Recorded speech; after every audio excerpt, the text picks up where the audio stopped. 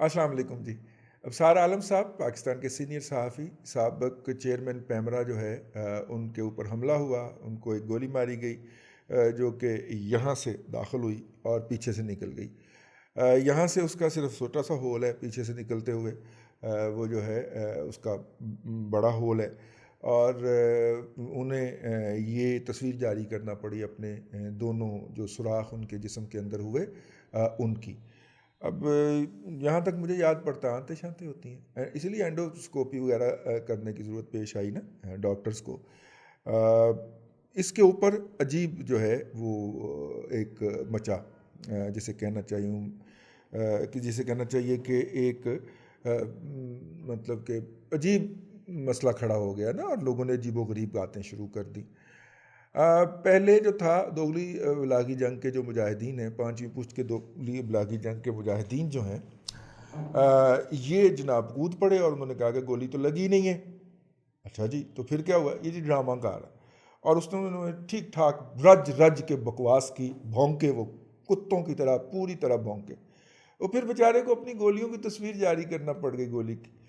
अब मसला ये है कि इसके ऊपर उन्होंने ना सिर्फ के इनको रगड़ा, बल्कि साथ में हामिद मीर साहब के ऊपर भी हाथ साफ कर गए। अब हामिद मीर का दुख ऐसा है, वो बेचारा किसी को बता भी नहीं सकता। वो अपनी बॉडी के अंदर गोली कैरी करता है, सोवेनियर के तौर पे नहीं। वो बैकबोन जो है, रीढ़ की जो हड्डी है उसके अंदर है, और डॉक्टर कहते हैं अगर निकालने की कोशिश की गई तो निचला धड़ जो है वो सारा हो सकता है, मतलब बेहिस हो सकता है, क्रिपल कर सकता है। ठीक है, और आप शायद महसूस नहीं करते।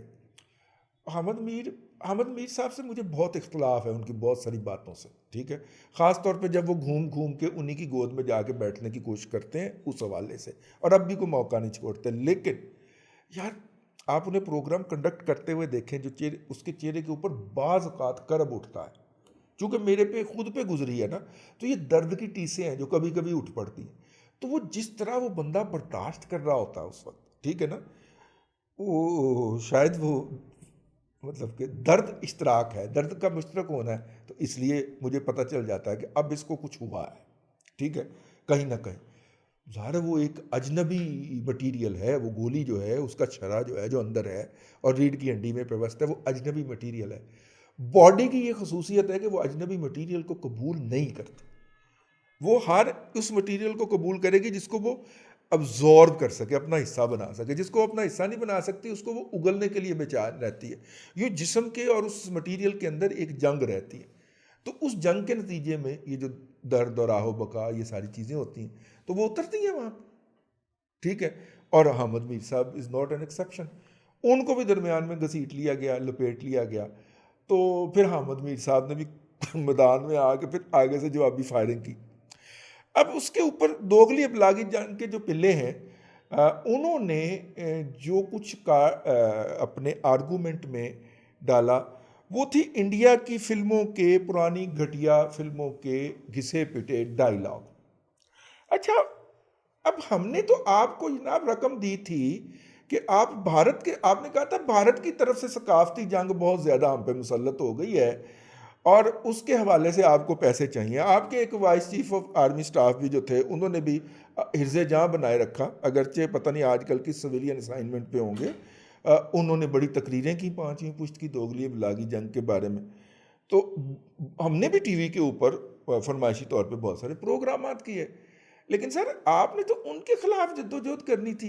और आपके जो चमूड़े हैं, आपके जो रेजिमेंट है, आपके जो रंगरूट्स हैं, वो इंडियन हीरोज़ के और हीरोइंस के डायलॉग जो हैं, वो उनके क्लिप्स काट काट के और हमारे ऊपर जो है वो कर रहे हैं। तो आप क्या हैं? आप उनकी तरफ से लड़ रहे हैं, आप इस कौम के खिलाफ उनकी तरफ से लड़ रहे हैं सर।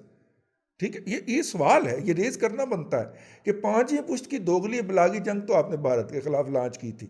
हो सकता है आपके मुज़ाकरात कामयाब हो गए उन दुबई वाले, और नवी खबर आई है मोदी साडा पाई, और मोदी के साथ लटके आपने इस कौम के अंदर जो है वो बेखुनी करनी हो। और भारत को, जो जिस तरह पहले जो लोग अमेरिका को नापसंद करते थे उनको चुन चुन के आपने एलिमिनेट किया, उनकी ख़वातीन को रेप किया, उनको सड़कों पर घसीटा। ठीक है, और हर उस शख्स से तौबा करवाई या उसकी नस्ल ही उड़ा के रख दी। ठीक है, सानिया साहिवाल हमारे सामने, उसकी नस्ल ही उड़ा दी बेचारे की, पूरा ख़ानदान ही उड़ा दिया, जिस पे शक भी गुजरा।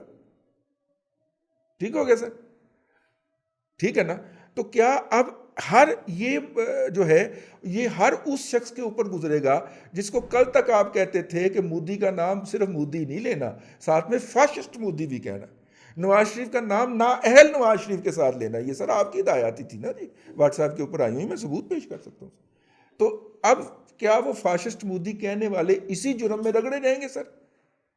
उनको चुन चुन के किया जाएगा? खैर ये सवाल है, उम्मीद है कि मुझे इसके ऊपर ठीक ठाक गालियों से नवाजा जाएगा, लेकिन सवाल रेज करता रहूँगा जब तक मैं जिंदा हूँ। दूसरी आ जाए सर, ये जो आपने हमारे ऊपर लगाए सर गालम गलोच करने के लिए, तशकीक का इजहार करने के लिए, इनको पहली बीवी के नाम पे तनख्वाह नहीं मिल सकती सर? इन्हें दूसरी शादी क्यों करनी पड़ जाती है सर? ਇਹ ਵੀ सवाल है। वो पहली बीवी के नाम से ही दे दिया करो। देखो कालम तुम आप लिख के देंगे, वो दूसरी बीवी के नाम से छपता है और उसकी तनख्वाह उसको मिलती है, जो कि असल में उनके हस्बैंड को, जो कि आपके रंगरूट होते हैं, जो कि आपके रिक्रूट्स होते हैं, उनको मिलना होती है। तो सर वो पहली बेचारी का क्या कसूर है, ये पूछना था मैंने, मेरा मतलब कि जान की मान पा के मैंने ये पूछना था कि पहली का क्या कसूर था सर। ठीक है, तो ये 2-3 सवाल थे सर। मैंने कहा कि अगर जो है तो क्या आइंदा हम भी इसरार किया करें बाकी अदारों के लोगों से भी। हम तो प्रेस रिलीज पे यकीन कर लेते हैं ना जी, इतने शहीद हो गए, इतने ज़ख्मी हो गए, इतने शदीद ज़ख्मी हैं, इतने जो है वो कम ज़ख्मी हैं, हम तो यकीन कर लेते हैं। तो क्या आइंदा जर्नलिस्ट भी ये सवाल किया करे कि नहीं जी पहले गोली वाली जगह की तस्वीर कर लो, या ठीक है शहीद होने वाली की पूरी जगह बताएं जी, ये तो आपने फ़ोटोशॉप किया हुआ, क्या हम भी ये भी शुरू कर दें? ना किया करें सर, अच्छा नहीं लगता। ये जो आप इसके अंदर कुछ ज़मीर फरोशों को दरमियान में लेके आए हैं, ठीक है, हूँ मैं ढिड चुक के विखावा क्या टांके लगे हुए हैं यार, जो मैं कह दिता है और डॉक्टर ने कह दिता है तो मान लो ना मेरी गल। ठीक है, और खैर वो अंदर बेल्ट शर्ट बांधी हुई है, वरना मैं आपको दिखा देता ताकि तसल्ली हो जाए। तो लिहाजा सर इस तरह की बातें ना किया करें, ये दिलों के अंदर दूरियां पैदा करने की कोशिश करते हैं। हम बड़ी मुश्किल से खुद को कायल शल करके माइल करके तो एक पॉइंट पे लाते हैं, और फिर कोई ऐसी हरकत तो हो जाती है कि फिर आपके दिल में हमारे लिए मैल पैदा हो जाती है। अब क्या करें, ये सवालात जहन में उभरते हैं कि ये जो दोगली अबलागी जंग के मुजाहिदीन आपने भर्ती किए हुए हैं, इनमें से कोई भी करैक्टर वाला आदमी नहीं है, सारे करैक्टरलेस लोग हैं। और ज़ाहिर है कि उन्हें मैनेज करना आसान होता है, करैक्टरलेस लोगों को मैनेज करना आसान होता है ना। आपकी ये मजबूरियां हम समझते हैं, और जिसके अंदर इस तरह की कोई मजबूरी ना हो वो कभी भी आपकी बारगाह इज़्ज़ी के अंदर कबूलियत नहीं हासिल कर पाता। आपकी बारगाह के अंदर इज़्ज़ी तो मैंने तंज़न कहा है, बारगाह के अंदर कबूलियत हासिल नहीं कर पाता सर, क्योंकि उसको मैनेज नहीं किया जा सकता, उसको काबू ही नहीं किया जा सकता, फिर उसको ढाजी किया जा सकता। ठीक हो गया, तो ये है। अबसार आलम साहब सहाफ़ी थे, वो सहाफ़ी हैं, उसी तरह जिस तरह जनरल एजाज अवान साहब जनरल हैं, जनरल शोएब साहब जनरल हैं, इसी तरह वो भी सहाफ़ी हैं। अबसार आलम साहब जो हैं सहाफ़त नहीं छोड़ी उन्होंने, सहाफ़त के रास्ते उन पर बंद कर दिए गए हैं। इस वक्त पाकिस्तान के अंदर कुछ लोग ऐसे भी हैं, मेरे समेत, मैं भी उनमें शामिल हूँ, कि उनके लिए मीडिया के दरवाजे बंद कर दिए गए हैं। अबसार आलम उनमें शामिल है। अगर उन्हें कोई मीडिया हाउस, कोई नया टीवी, कोई पुराना चैनल जो है वो कह भी दे कि अबसार साहब या रजी साहब आप हमारे यहाँ आके एक्सपर्ट के तौर पे बैठ जाएं या प्रोग्राम के तौर पे बैठ जाएं, दूसरे दिन व्हाट्सएप के ऊपर उनकी माँ बहन एक कर दी जाती है जिन्होंने ये फ़ोन करके अबसार साहब को कहा होता है।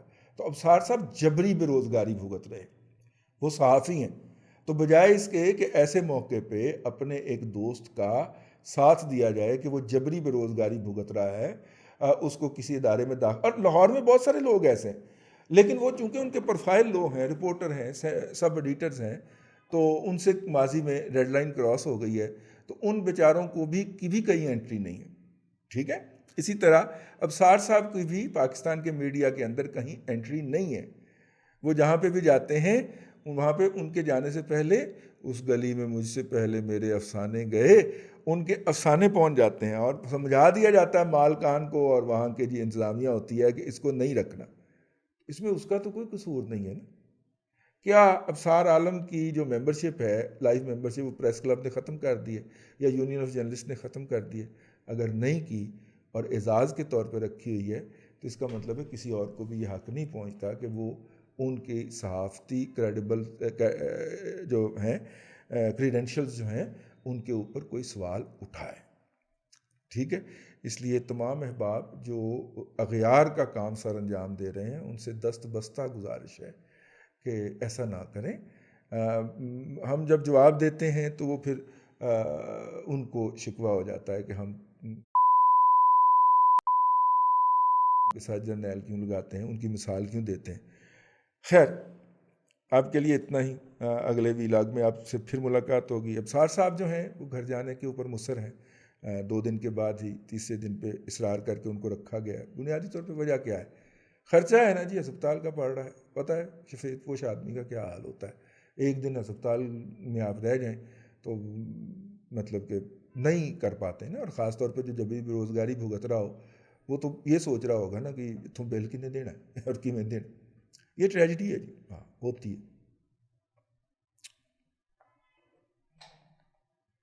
बड़ी कीमत होती है इस सच की। अल्लाह आपको सानिया अता करे और सानिया खल के खुदा में तकसीम करने की तौफीक अता